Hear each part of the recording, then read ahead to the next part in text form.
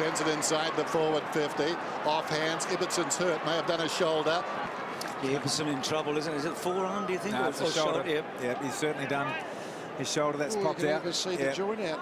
So I dislocated the shoulder round 3 against Hawthorn over in Melbourne, and I spent a few weeks post that getting my strength back and trying to get a bit more confidence in the shoulder, and then played a few games in the waffle and felt pretty good. So I got my strength back. It was even with the other side and was comfortable, and then happened to do it again in the semi-final against Port. Well, here's the Garrick Ibbotson shoulder injury. Just that lunging effort to tackle Jake Mead there, popped his shoulder out. And very, very sore. We could see the doctors couldn't get it back into place on the bench, so he's gone down into the rooms. Yeah, Ibbo was injured toward the end of last year. He had a couple of instability episodes in his right shoulder during contested possessions in the game, a couple of games. Following that, he required what's called a Latarjet surgery to stabilise that shoulder.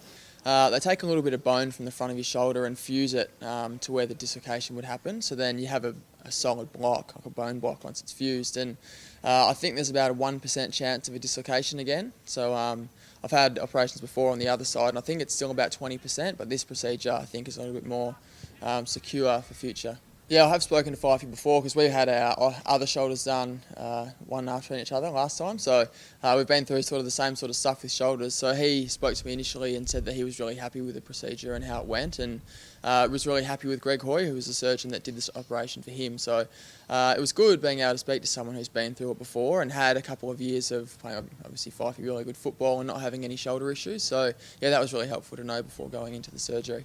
Yeah, obviously there was initial recovery from surgery, and there's some bony type repairs that were required at that time, so you got to wait for bony union. So once that occurred, it was really about getting him strong again, and one of my coaches, Michael Dobbin, looked after that exclusively and was able to get him back, and as I said, back into team training with no issues whatsoever.